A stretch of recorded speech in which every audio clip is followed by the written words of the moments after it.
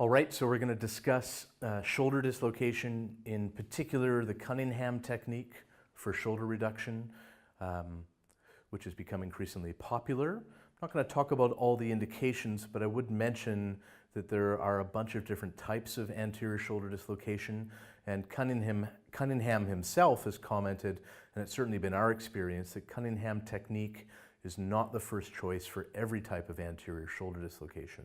So just be aware of that. And then certainly you need a patient that is willing to trust you and to help, as you'll see, with this technique. So if they don't meet the criteria, use another technique or simply put them to sleep. Let's just review the anterior shoulder dislocation, how it looks when it comes in the door. And that patient is usually elbow quite away from the body, so abduction from the torso, and relative degree of neutral or even ER, and they're usually cradling that arm and slouched over and crying. Rowan, if you want to give us a little cry. Good. So that's the typical anterior shoulder dislocation position. And then you'll look when you get the patient exposed, they've lost the deltoid profile. There'll often be a sulcus or a dimple or stretching of the deltoid. The shoulder looks squared off. The acromion can be quite apparent. So these are all the cues that tell you the shoulder is dislocated.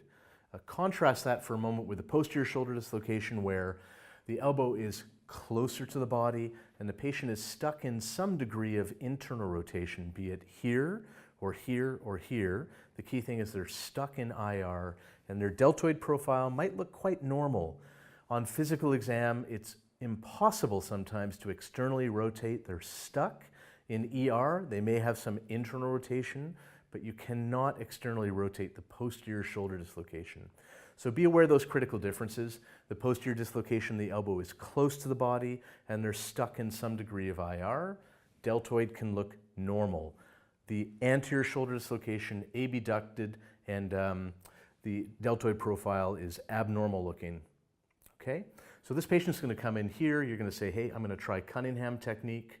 And part of the first approach is to take charge of the situation and have the patient trust you.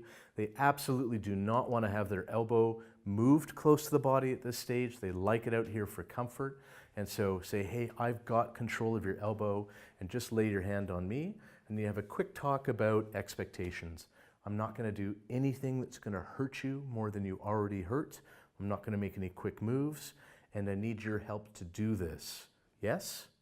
Yes. Good. So now what we're going to do, there's really three cues or pearls, critical components to Cunningham's technique. One is that you must detension the biceps. You must detension the biceps because in tension, the biceps is a strap that keeps the joint from going back in. The job is then to get the elbow close to the body. This is the teeter-totter effect. If the elbow is out, the humeral head is in, to midline, to medial. So to bring the humeral head out to meet the glenoid, the elbow must go in. So job number one, detension the biceps. Job number two, get the elbow in, adducted. Job number three is what the patient does. And so this is where I would start and say, Rowan, I've got your elbow, it's here, good. You're going to put your hand against my shoulder, and I'm going to sit up straight and move in towards you. You can see how this flexes the elbow, that detensions the biceps. Now, Rowan, your job is I want you to sit up nice and straight. Elbows back, deep breaths in and out, chin back, elbows back, deep breaths, chin back, elbows back, shoulders back, deep breaths. This is a mantra you repeat for the patient. And of course, I have his elbow out here where he's happy for now. So to review, I sit forward to flex the elbow. This detensions the biceps. He watches his posture. Why is it important for him to have his shoulders back, chin back, deep breaths? This opens up the glenoid in a position to clear it from the humeral head so it can receive the humeral head. We're getting all the parts and pieces ready to go home. And then my job now is to massage the patient. What does this hand do? This hand is sedation.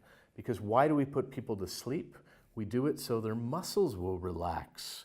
If their muscles relax, the humeral head wants to go back in the glenoid. So this hand is sedation, and I'm paying particular attention to the biceps.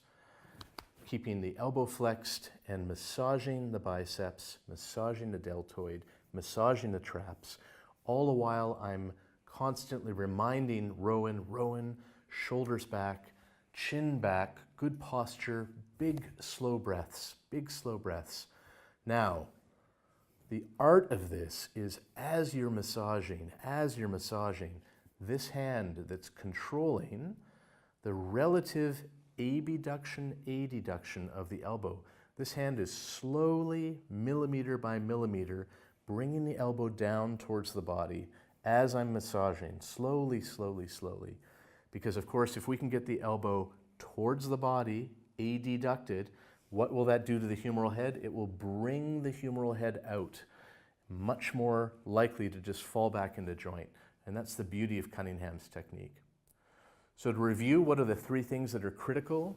Number one, detension the biceps. How do we do that? Flexing the elbow and massaging the biceps. Number two, the patient has to help by shoulders back, chin back, good posture, big slow breaths. Number three, the elbow has to come close to the body. If we do all these things, detention the biceps, massage the biceps, good posture, shoulders back, chin back, big breaths, and slowly, slowly, over minutes if necessary, millimeter by millimeter, bring the elbow down next to the body, then oftentimes all it is just one more massage, one more deep breath, and the shoulder will reduce. Very elegant, simple technique. That's Cunningham.